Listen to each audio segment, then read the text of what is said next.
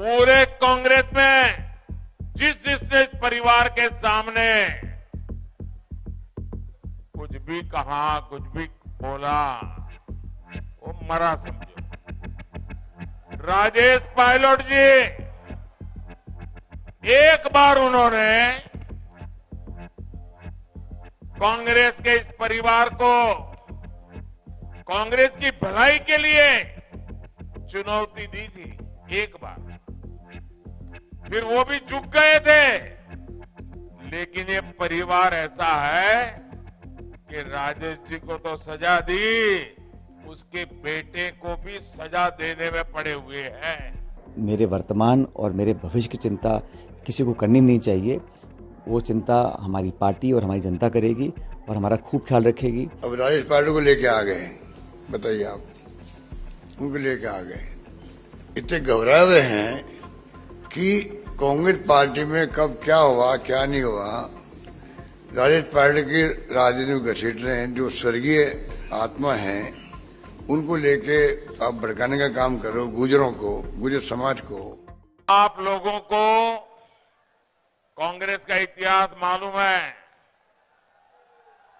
अगर कोई भी कांग्रेस में सच बोले और सच बोलने के कारण इस परिवार को अगर थोड़ी सी भी असुविधा हो जाए,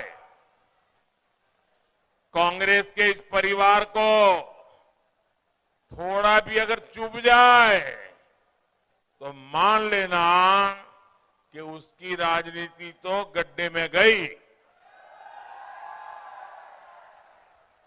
पूरे कांग्रेस में जिसने परिवार के सामने कुछ भी कहा, कुछ भी बोला, वो मरा समझो। राजेश पायलट जी, एक बार उन्होंने कांग्रेस के इस परिवार को कांग्रेस की भलाई के लिए चुनौती दी थी, एक बार। फिर वो भी चूक गए थे। लेकिन ये परिवार ऐसा है कि राजेश जी को तो सजा दी, उसके बेटे को भी सजा देने में पड़े हुए हैं। राजेश पायलट तो नहीं रहे, लेकिन उसकी जो लड़ाई है, जो खुन्नक है, बेटे पर भी निकाल रहे हैं।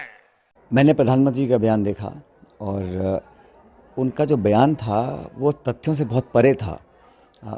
हकीकत यह है कि स्वर्गीय पायलट साहब जब वायुसेना में थे, उसके बाद जनसेवा के लिए कांग्रेस पार्टी में आए और स्वर्गीय इंदिरा जी से प्रेरणा लेकर वो कांग्रेस में वो शामिल हुए और लंबे समय तक जनता की सेवा करी कांग्रेस में रहते हुए।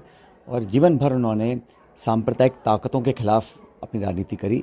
और जहाँ तक उन्होंने मेरे बारे में कहा, मुझे लगता है कि मेरे वर्तमान और मेरे भविष्य की चिंता किसी को करनी नहीं चाहिए। वो चिंता हमारी पार्टी और हमारी जनता करेगी और हमारा खूब ख्याल रखेगी।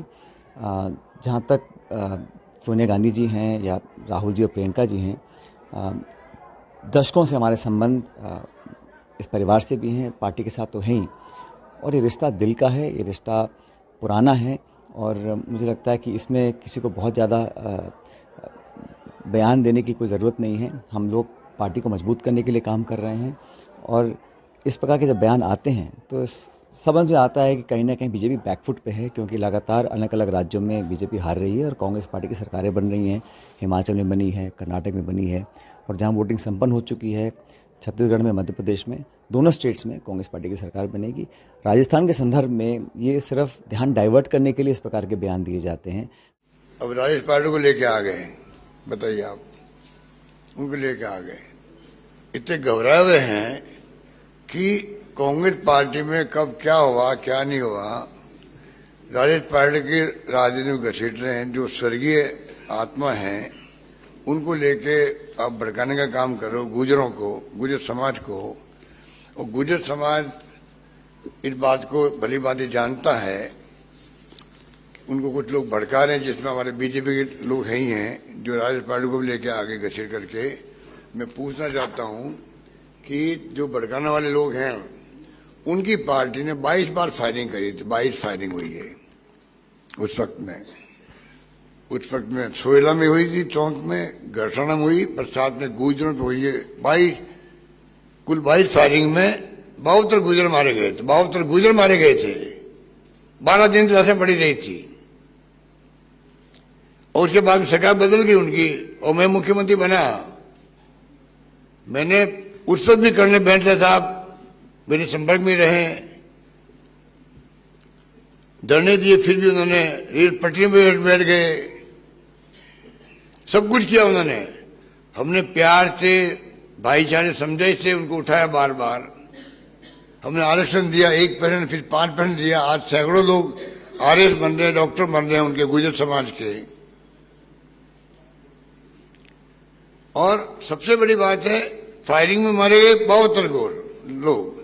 मेरे वक्त में फायरिंग छोड़ो, मैंने लाठीचार्ज तक नहीं होने दिया, लाठीचार्ज नहीं होने दिया। ये किस मुंह से बात करते हैं हमारी?